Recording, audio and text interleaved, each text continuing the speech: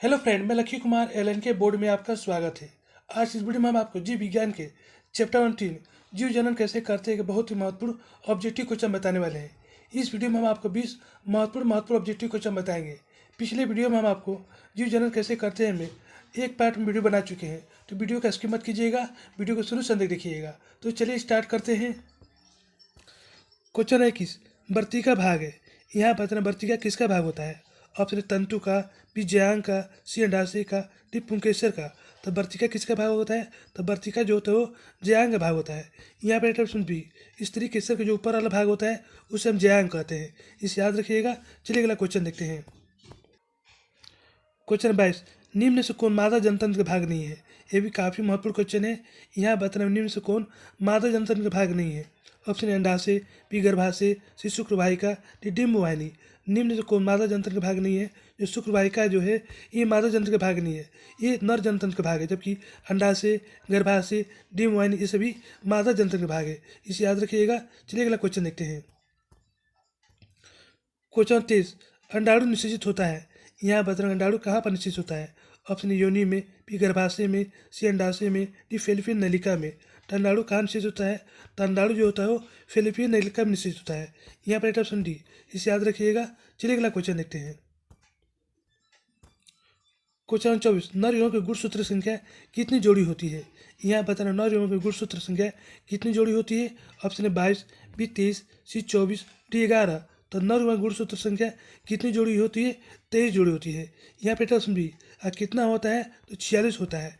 46 गुणसूत्र नर में पाया जाता है। ठीक है, चलिए अगला क्वेश्चन देखते हैं। क्वेश्चन 25, एंड्रोजन क्या है। यहाँ बताना कि एंड्रोजन क्या है। ऑप्शन नर लिंग हार्मोन, बी मादा लिंग हार्मोन, सी पाचक रस, डी में से कोई नहीं। तो एंड्रोजन क्या है, एंड्रोजन नर लिंग हार्मोन सा है। यहाँ पर ऑप्शन है। चलिए अगला क्वेश्चन देखते हैं। क्वेश्चन 26, शुक्राणु का निर्माण होता है। यहाँ बताना शुक्राणु का निर्माण कहाँ होता है। ऑप्शन ए वृषण में, बी गर्भावस्था में, सी अंडाशय में, डी में सभी में। शुक्राणु का निर्माण कहाँ होता है, तो शुक्राणु का निर्माण वृषण में होता है। यहाँ पर ऑप्शन है। चलिए अगला क्वेश्चन देखते हैं। क्वेश्चन 27, निम्नलिखित में नर युवक कौन है। ये भी काफ़ी महत्वपूर्ण क्वेश्चन है। यहाँ बताना निम्नलिखित में नर युवक कौन होता है। ऑप्शन है शुक्राणु, बी अंडाणु, सी योनि, डी फिलिपिन नलिका। तो निम्नलिखित में नर युवक कौन होता है, तो शुक्राणु जो होता है वो नर युवक होता है। चलिए अगला क्वेश्चन देखते हैं। क्वेश्चन 28, उभयलिंगी जीव का उदाहरण है। यहाँ बताना उभयलिंगी जीव किसे कहा जाता है। ऑप्शन केचुआ को, बी मनुष्य को, सी मछली को, डी बकरी को।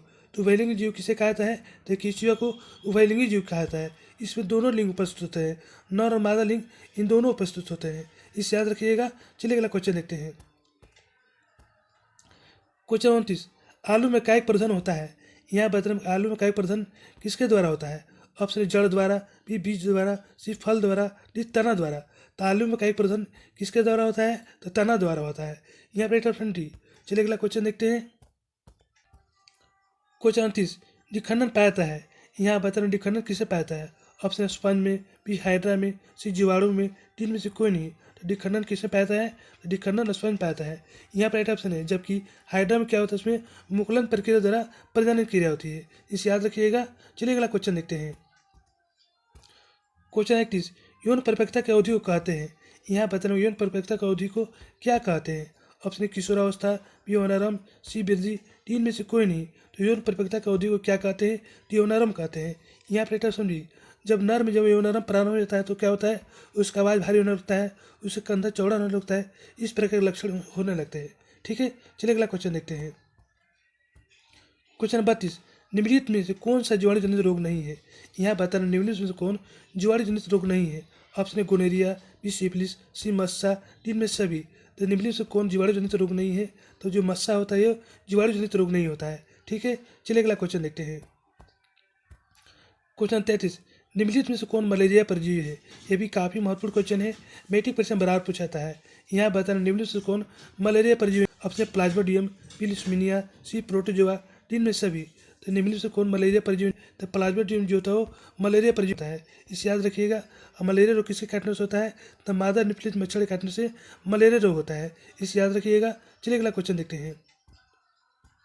क्वेश्चन 34, मलेरिया उत्पन्न करने वाला मच्छर किस तरह के जल में रहता है। ये भी काफ़ी महत्वपूर्ण क्वेश्चन है। यहाँ बताना मलेरिया उत्पन्न करने वाला जो मच्छर होता है वो किस प्रकार के जल में रहता है। ऑप्शन साफ जल में, बी गंदा जल में, सी खारा जल में, डी मृदु जल में। तो मलेरिया उत्पन्न करना जो मच्छर होता है वो किस प्रकार जल में पनपता है? तो गंदा जल में। यहाँ पर ऑप्शन बी, इसे याद रखिएगा। चलिए अगला क्वेश्चन देखते हैं। क्वेश्चन 35, डेंगू उत्पन्न करने वाला मच्छर किस तरह के जल में रहता है? यहाँ पता है डेंगू उत्पन्न करने वाला मच्छर किस तरह के जल में रहता है? ऑप्शन साफ जल में, बी गंदा जल में, सी खारा जल में, डी मृदु जल में। तो डेंगू उत्पन्न करने वाला मच्छर किस तरह के जल में रहता है? तो साफ जल में। ठीक है, साफ जल में डेंगू उत्पन्न करने वाला मच्छर रहता है, जबकि मलेरिया उत्पन्न करने वाला मच्छर जो होता है वो गंदे जल में होता है। यहाँ पर राइट ऑप्शन है, इसे याद रखिएगा। चलिए अगला क्वेश्चन देखते हैं। क्वेश्चन नंबर 36, मानव युवक में लिंग गुण संख्या कितनी होती है? ये भी काफ़ी महत्वपूर्ण क्वेश्चन है। यहाँ बताना मानव युवक में लिंग गुण संख्या कितनी होती है? ऑप्शन 1, बी 2, सी 3, डी 4। तो मानव युवक में लिंग गुण संख्या कितनी होती है? 2 होती है। यहाँ पर ऑप्शन है, पुरुष का लिंग गुणसूत्र क्या होता है? XY होता है। ठीक है, अब मादा क्या होता है? XX होता है। ठीक है, इसे याद रखिएगा। तो मानव युवक की लिंग गुण संख्या कितनी होती है? तो 2 होता है। यहाँ पर राइट ऑप्शन बी। चलिए अगला क्वेश्चन देखते हैं। क्वेश्चन 37, प्रथम मासिक धर्म का प्रकट होना क्या कहलाता है? यहाँ बताना प्रथम मासिक धर्म का प्रकट होना क्या कहलाता है? Option A menopause, B menarche, C मासिक चक्र, डी में सभी। तो प्रथम मासिक धर्म का प्रकट होना क्या कहलाता है? तो मेनार्की कहलाता है। इसे याद रखिएगा। यहाँ पर राइट ऑप्शन बी। चलिए अगला क्वेश्चन देखते हैं। क्वेश्चन 38, निम्नलिखित में से कौन लैंगिक जनन संचालित रोग है? यहाँ बताना निम्नलिखित से कौन लैंगिक जनन संचालित रोग है? ऑप्शन ए अत्र ज्वार, बी सूजक, सी एड्स, डी BOC दोनों। तो निम्नलिखित से कौन लैंगिक जनन संचालित रोग है? तो सूजक और एड्स दोनों क्या लैंगिक जनन संचालित रोग है। यहाँ पर राइट ऑप्शन डी। चलिए अगला क्वेश्चन देखते हैं। क्वेश्चन 39, भ्रूण का विकास होता है। यहाँ बताना भ्रूण का विकास कहाँ पर होता है? ऑप्शन अंडाशय में, बी योनि में, सी गर्भाशय में, डी फैलोपियन ट्यूब में। तो भ्रूण का विकास कहाँ पर होता है? तो भ्रूण का विकास जो होता है वो गर्भाशय में होता है। यहाँ पर राइट ऑप्शन सी। इसे याद रखिएगा। चलिए अगला क्वेश्चन देखते हैं। क्वेश्चन नंबर 40, मानव में नर जनन ग्रंथि कहलाता है। ये भी काफ़ी महत्वपूर्ण क्वेश्चन है। मैट्रिक परीक्षा में बराबर पूछा है। यहाँ बताना आपको मानव में नर जनन ग्रंथि क्या कहलाता है? ऑप्शन ए वृषण, बी अधिवृषण, सी शुक्राशय, डी शुक्र जनन नलिका।